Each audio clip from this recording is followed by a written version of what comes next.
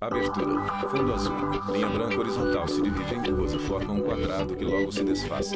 Círculo se divide horizontalmente em outros coloridos e se desfazem. No centro, repórter Justiça.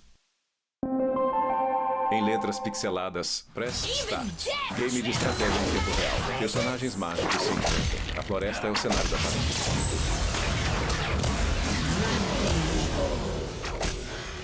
Kel sempre gostou de games, mas por causa dos compromissos da vida adulta, ou melhor, da correria mesmo, ficou bons anos longe das telas. Aí veio a pandemia. Nós éramos empresários, tivemos que fechar algumas lojas que a gente tinha. Kel E a Medeiros, gente ficou mais influenciadora em digital. casa. E aí foi quando eu realmente voltei a ter contato com os games. E eu vi que aquilo ali era a minha maior paixão, que me fazia muito bem. E que eu não podia abandonar. Esse aqui é o meu setup, o meu PC e o meu cenário onde eu crio conteúdos e faço live stream na Twitch. Mas aqui nós temos uma família gamer. Aqui é o setup do meu marido, onde ele joga. Meu filho também tem o dele e a gente divide os consoles. Kel voltou a praticar o hobby que sempre foi apaixonada, mas também encontrou no universo dos games uma nova profissão. Como esse cenário cresceu muito, eu encontrei profissões que me fizeram ficar extremamente apaixonadas dentro desse cenário. E então eu comecei a me dedicar a fazer stream no canal, da Twitch, e também a criar conteúdo nas redes sociais, no Instagram. O cristal é destruído e alguém se partiu. Kel tem razão. O mercado dos games acompanhou o avanço da tecnologia e tem conquistado cada vez mais espaço. O Brasil é o maior país da América Latina nesse mercado, movimentando cerca de 11 bilhões de reais em 2021, de acordo com uma empresa internacional especialista em análise de jogos e esportes eletrônicos e pesquisa de mercado. Quando a gente pensa em receita e retorno de investimento, é um fato porque hoje a gente tem Carlos um Silva, público muito coordenador da envolvido, pesquisa Então, Game Brasil. é um público que hoje está disposto a investir na experiência, então ele consome e ele muitas vezes quer investir, seja para adquirir algum acessório, comprar mais jogos, adquirir melhores aparelhos para que a sua experiência seja cada vez mais imersiva e mais interessante. Então, tudo isso movimenta a indústria de maneira geral. O Brasil nunca teve tantos gamers e essa febre tem explicação. Antigamente, precisava de um equipamento específico para jogar, como um videogame ou computador. Os smartphones democratizaram o acesso aos jogos. Um levantamento realizado pela pesquisa Game Brasil revelou que o número de brasileiros que jogam atingiu a marca de 74,5% da população, ou seja, 3 em cada 4 pessoas. Nesse caso, eu tô falando de tudo, Quem joga no celular, quem joga no PC, no console, enfim. Então a gente mostra que isso é um hábito já muito presente no cotidiano das pessoas, E mesmo durante a pandemia, o que a gente passou nesses últimos 2 anos, esse percentual também se manteve muito consistente, Então mostra realmente que hoje o hábito de jogar está muito inserido no dia a dia do brasileiro, é o que ele gosta, é o que ele se engaja, é o que ele se envolve de fato e, consequentemente, todo esse envolvimento gera um valor muito importante para a indústria de games, consequentemente. A pesquisa também mostra que o perfil do jogador mudou. No passado, os games eram mais restritos aos homens. Hoje, as mulheres são maioria, representam 51% dos jogadores. Isso é ótimo, Porque a gente traz mais opções. Consequentemente, como eu tenho uma oferta de produtos muito maior, de muita variedade, eu impacto todo tipo de faixa etária, por exemplo. Tem algumas concentrações ali, dos seus 20 aos 25 anos, por exemplo, o público mais jovem dos 16 até os 19, mas o público 30 a mais também consome, Então tudo isso hoje colabora para que a gente tenha um perfil cada vez mais diversificado, tanto faixa etária, tanto em gênero, sexo, enfim. Então isso é muito legal também. Ainda de acordo com o levantamento, os brasileiros de todas as idades estão envolvidos com os jogos eletrônicos, mas a faixa etária de 20 a 24 anos é a que predomina o público gamer, com 25,5% do total. Em seguida, jovens entre 16 e 19 anos, que representam quase 18%. Pela internet, conversamos com este professor e pesquisador de jogos e gamificação, para entender qual o tempo indicado para se divertir com os jogos e não afetar a saúde. O ideal é 1 hora por dia, de acordo com a Universidade de Oxford. Francisco Tupi, Então, professor e pesquisador de jogos e que gamificação. conseguem entender isso, colocar isso em prática, vão ser pessoas que vão ter uma resiliência maior, um fator de suportar frustrações, de uma forma que não se somatize a problemas ou qualquer outra coisa, lidar com a diversidade, grau de socialização. Os jogos são criados para fascinar e mostram um mundo bem diferente do real, com cores e sons que induzem o jogador a passar horas e horas em frente às telas. Mas, como o professor falou, a palavra-chave é conscientização e as famílias devem ficar atentas a isso, assim como a classificação indicativa dos games. É o que eu costumo dizer, os pais se preocupam muito com quem os filhos andam, né? Mas eles se preocupam com quem os filhos jogam, com os filhos estão jogando, ou até melhor, aquilo que os filhos, as filhas estão jogando.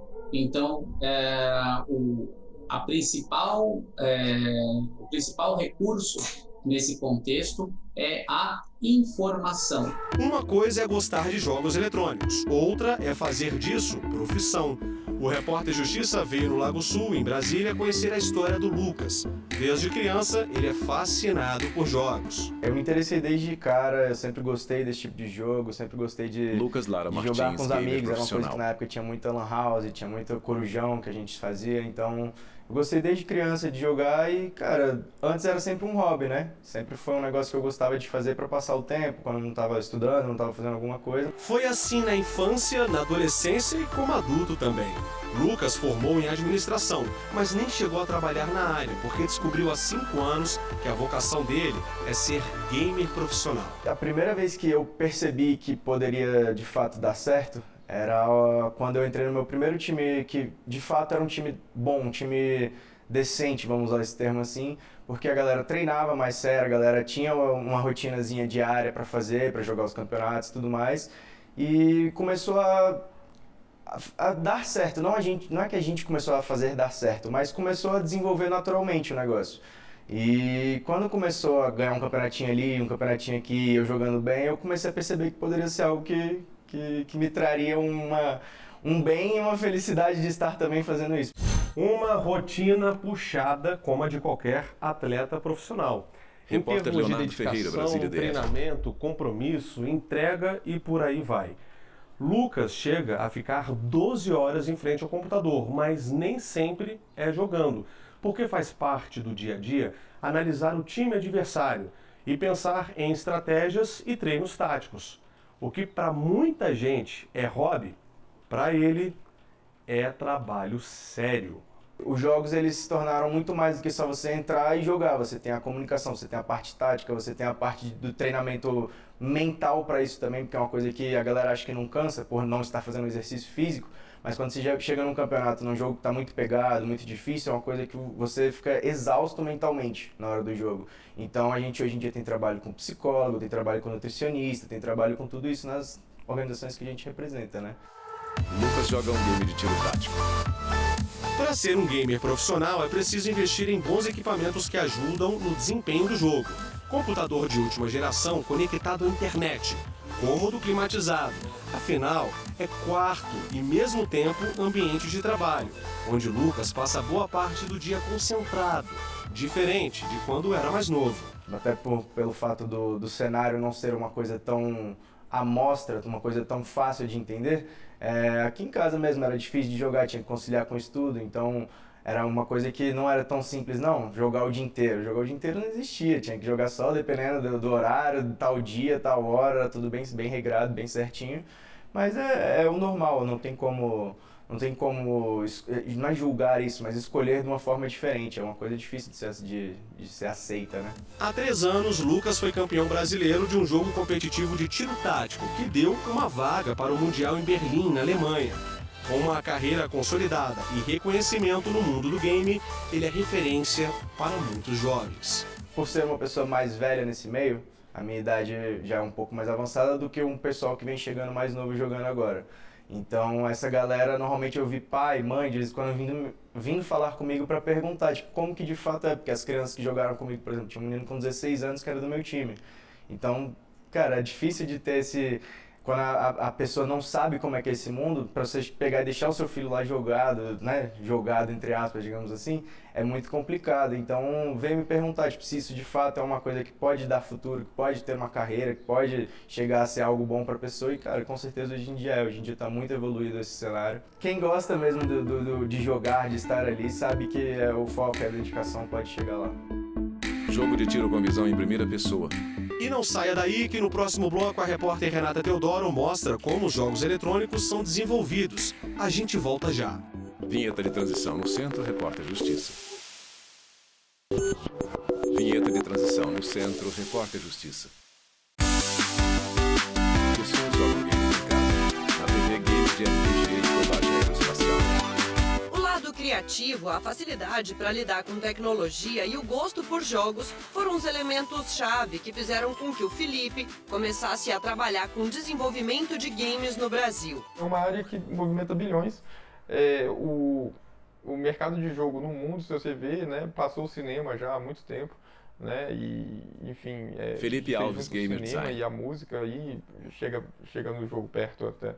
Mas o jogo está lá em cima, né? Ele vende bastante, é um mercado lucrativo. Formado em publicidade e propaganda, viu no mercado de games uma oportunidade e decidiu fazer outra faculdade, de jogos digitais. Em 2014, abriu a própria empresa, que funciona de forma totalmente online. Quando precisa, chama colaboradores para trabalhar em projetos específicos. Para trabalhar com game, tem que gostar primeiro, claro, tem que gostar de jogar, eu acho, assim, porque jogando você entende a visão, né, das pessoas que criaram aquele jogo, assim, você consegue entender o que é um jogo, mas você tem que ser criativo, você tem que buscar criatividade.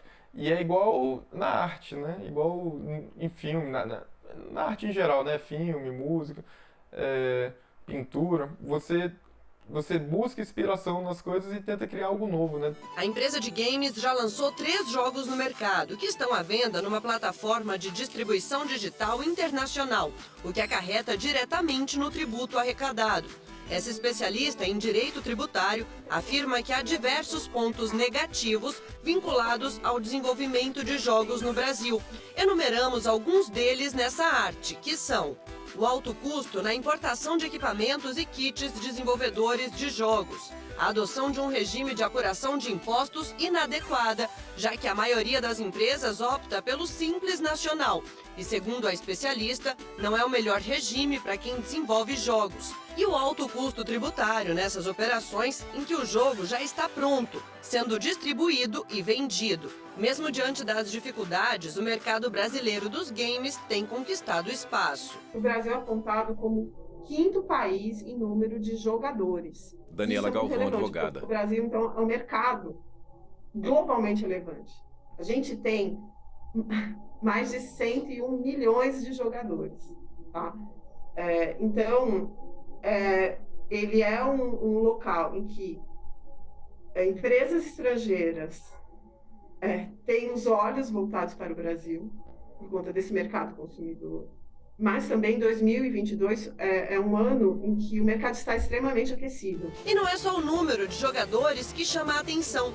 A quantidade de estúdios e pessoas que trabalham com o desenvolvimento de jogos também aumentou bastante nos últimos anos. Em 2014, nós tínhamos 150 estúdios. E em 2018, a gente sobe para 400 estúdios. E agora, em 2022, a gente já tem mais de 1.000 estúdios no desenvolvimento de jogos. E a mesma coisa com o número de desenvolvedores, pessoas desenvolvedoras de jogos. Em 2014 nós tínhamos 1.200 pessoas, isso dobra para 2018, 2.400, e agora a gente tem 12.000 pessoas envolvidas nesse tipo de atividade. Então, assim, é muito relevante. O que significa que o brasileiro ocupa um lugar especial no mercado mundial. O brasileiro, ele consome todos os tipos de game, assim, desde do jogo mais simples, assim, às vezes para criança, como jogos bem interessantes, assim, focados em narrativa e narrativas adultas até, né, com histórias adultas. Uma das inspirações do Felipe na hora de desenvolver jogos é contar histórias brasileiras. Atualmente, o jogo que ele está desenvolvendo chama Memórias Afogadas, em que a narrativa é sobre a construção de Brasília. A história se passa na década de 50, na Vila Amauri, hoje submersa pelo Lago Paranoá. Costumo falar assim, que a gente gosta de fazer jogos, a gente conta histórias não contadas, né? Que a gente tem várias histórias aí, mas elas não estão sendo contadas. E essa é uma delas, né? A Vila Amauri é algo assim que muita gente até acha que é um mito, né? Nem sabe que existe uma vila debaixo do Lago Paranoá, né? Submersa.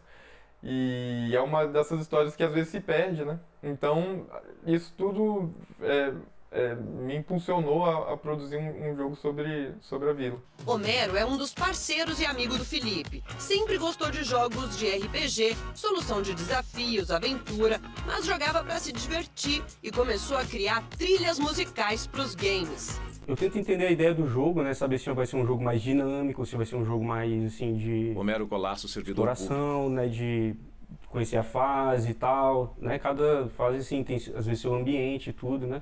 Eu tento entender qual é o tipo de jogo que vai ser feito e tentar imaginar a trilha sonora que melhor se adapta àquilo dali. Leva um período, né, de tempo até compreender, até eu entender qual é mais ou menos a sonoridade que eu estou buscando ali, mas depois que eu entendo isso, a coisa flui mais rápido, assim, né?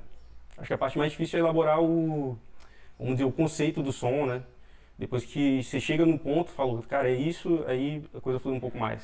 O mercado de games no Brasil, como a gente viu até aqui, tem dado saltos de crescimento no cenário mundial. Ainda assim, o presidente da Associação de Desenvolvedores de Games do Distrito Federal afirma que são vários os desafios a serem vencidos, como o acesso a equipamentos, financiamentos e o próprio preconceito com a profissionalização da área. A gente ainda tem muita dificuldade em lidar com cultura, com a Alberto população, Miranda, com as pessoas, porque o videogame ainda é visto como ou um brinquedo, né, uma coisa de criança, ou então como todos aqueles males, né, que a gente conhece, de que incita violência, de que isso, apesar de hoje estar muito melhor do que, sei lá, 10 anos atrás, 20 anos atrás, a gente ainda sofre com os resquícios desse preconceito.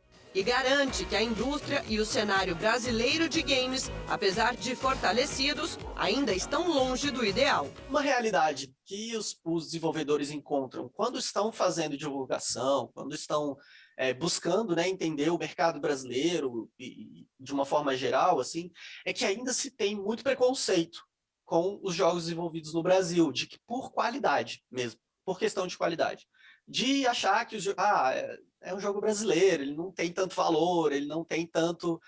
acho que isso é um pouco da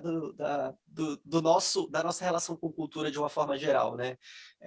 Acho que o cinema brasileiro também sofre essa mesma questão, acho que música nem tanto, mas, né, a gente tem esses desafios, né, para sobrepor aí. E você, já conhecia sobre esse universo que é o mundo dos games? E tem muito mais. Já já eu vou mostrar a relação dos jogos com saúde e educação. É daqui a pouquinho, não saia daí. Vinheta de transição no Centro, Repórter Justiça.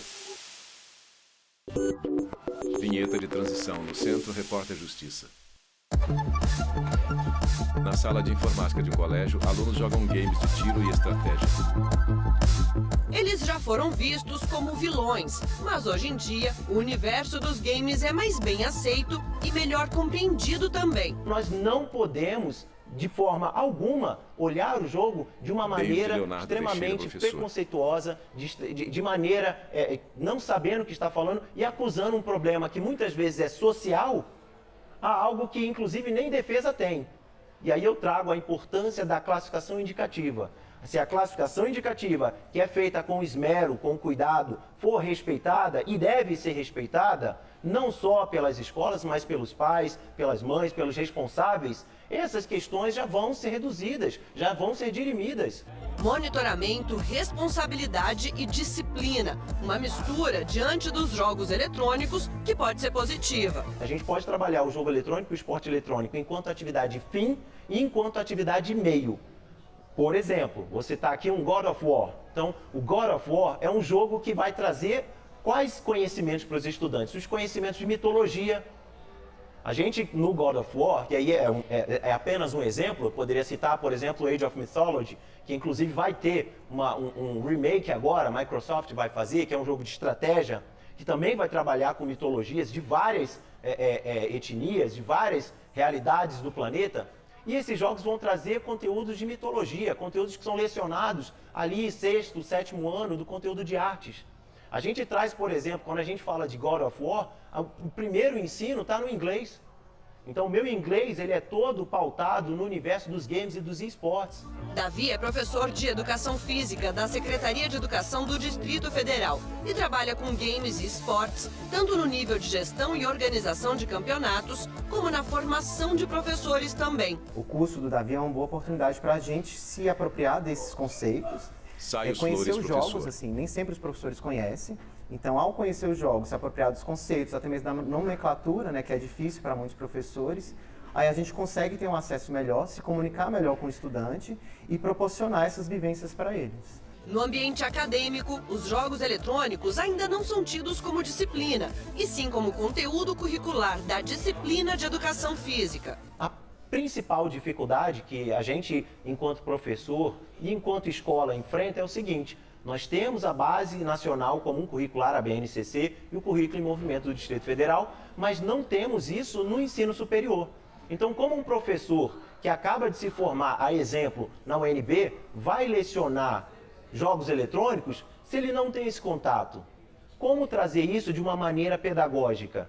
Como transformar isso num conteúdo docente? Bom, enquanto isso não acontece, o investimento acadêmico fica por conta dos campeonatos. E quanto a isso, não há dúvidas do engajamento desses jogadores. A gente formou uma bela equipe aqui, a gente participou de alguns torneios, inclusive a gente ganhou um aqui no Distrito Federal. E foi um negócio muito emocionante para mim, sinceramente, para quem só vivia em casa. Eu já tinha jogado um campeonato, não presencial, mas online durante a pandemia. Conheci algumas pessoas com quem eu tenho amizade até hoje, principalmente amizades fortes e grandes, que eu admiro muito. E jogar campeonato o campeonato que o David organizou foi incrível, maravilhoso. A gente juntou, a gente conseguiu fazer a escola unir com a gente e conhecer mais um pouco dos jogos eletrônicos. Além do trabalho em equipe, esses estudantes desenvolvem competências e habilidades que acabam ficando de fora do conteúdo curricular. O pensamento estratégico ou até mesmo a resolução de problemas sob pressão são ferramentas que podem prepará-los para a vida adulta, fora outros conhecimentos que também estão presentes nos jogos eletrônicos. Nossa, eu fiz amizade demais depois que eu comecei a jogar. Tipo, eu sou um cara muito antissocial, não consigo falar direito, tenho uma trava social. Mas quando eu comecei a jogar, me interagir mais, fui me soltando, fui conhecendo mais pessoas e fui vendo que eu sou um cara legal para conversar. Antigamente eu era só fechado, não conseguia falar com os outros. Eu tive muitos problemas durante a pandemia e a maioria deles, os jogos conseguiram me tirar. Então foi uma abertura de mundo para mim. Esses jogos online que permitem com que os jovens se comuniquem, conversem com outros amigos, Luísa Chagas, eles podem acabar proporcionando ali uma interação, eles podem se aproximar de outros amigos, por exemplo, da escola e brincar fora do horário da escola ali com os amigos também. Mas tudo isso com muito cuidado, com muita ressalva, porque do mesmo jeito o contato com pessoas não monitoradas ou com pessoas que eles não conhecem pode ter efeitos mais negativos do que positivos. É necessário que o Brasil inteiro possa criar espaços, polos e atendimento a esses estudantes para que a gente tenha uma nação que seja tão forte no esporte eletrônico como é no futebol. Existe um mercado muito grande que ainda não é explorado no Brasil, tanto profissionalmente, né, quanto educacional, porque as práticas de jogos eletrônicos a gente pode trabalhar com diversas disciplinas. Vai desde a matemática, da geografia, da história, da português, do inglês, da química, enfim. O leque de jogos eletrônicos ele é muito grande, então o professor se apropriando disso, trazendo isso para a sala de aula, isso se torna uma ferramenta educacional. Não adianta nadar contra a maré. A utilização de tecnologias digitais como ferramenta pedagógica já faz parte da nossa realidade. E quanto antes o país avançar nesse sentido, melhor será. Segundo a especialista, jogo problemático é aquele que atrapalha as atividades diárias e comuns de uma pessoa. Então, por exemplo, começa a trazer prejuízo na escola ou começa a trazer prejuízo nos relacionamentos. De maneira geral, assim, o número de horas não é um dos critérios diagnósticos, o número de horas jogadas. Mas, de maneira geral, quanto mais horas esse jovem joga, ele tira de outras partes da vida, né? Então, o videogame começa a ocupar um espaço maior do que o que é saudável dentro do balanço ali de uma vida equilibrada. David fez dos jogos eletrônicos uma profissão. Por volta de 2015, começou a fazer vídeos dando dicas e ensinando determinados jogos para as pessoas na internet. Na época, eu jogava League of Legends, um jogo que é extremamente complexo e na época não tínhamos muitas informações, só tinha basicamente em outros idiomas. Então, comecei a fazer vídeos sintetizando, colocando ali em 10 minutinhos para que a galera possa aprender os personagens. Também comecei a fazer live streams para interagir com as pessoas e a narrar campeonatos de League of Legends e outros jogos também. Assim como no futebol, nos jogos eletrônicos também surgiram os narradores e comentaristas. E assim, ele começou a carreira. Foi nesse momento que eu entrei como narrador. O narrador, ele é responsável por descrever algumas das coisas que acontecem no jogo e especialmente passar emoção em grandes momentos. Junto com o narrador, sempre existe um comentarista que analisa o aspecto geral da partida, outros elementos que muitas vezes o narrador não está de olho e especialmente coloca o público dentro do mesmo contexto, explicando coisas pertinentes ao jogo e coisas que vão ajudar as pessoas a entender o que está acontecendo na telinha. Homem joga game de batalha aeroespacial. Menina joga em computador. Lucas joga game de tiro tático. Alunos de David jogam na sala de informática de um colégio. E assim, a gente termina o Repórter Justiça desta semana. E você já segue o nosso perfil no Instagram? É o TV Justiça Oficial. No YouTube, o canal é o mesmo. Se quiser entrar em contato com nossa produção, o e-mail é o reporterjustiça@stf.jus.br. Até a próxima! Créditos finais. Produção Marcelo Luiz e Thalita Oliveira. Reportagem Leonardo Ferreira e Renata Teodoro. Roteiro e edição Leonardo Ferreira. Cabelo e maquiagem Eliana Brandão. Cinegrafia Jeff Martins, Lázaro Filho e Luiz Guilherme. Assistência técnica Kleber Leite, Paulo Paz. Edição e pós-produção Thiago Lopes. Videografismo Lucas Matias. Núcleo de programação Rosa Lázaro. Núcleo técnico Fábio Guedes. Núcleo de produção de programas Flávia Soledade. Supervisão Coordenadoria de Gestão da TV e Rádio Justiça, Secretaria de Comunicação Social, STF. Realização TV Justiça Essencial 2023.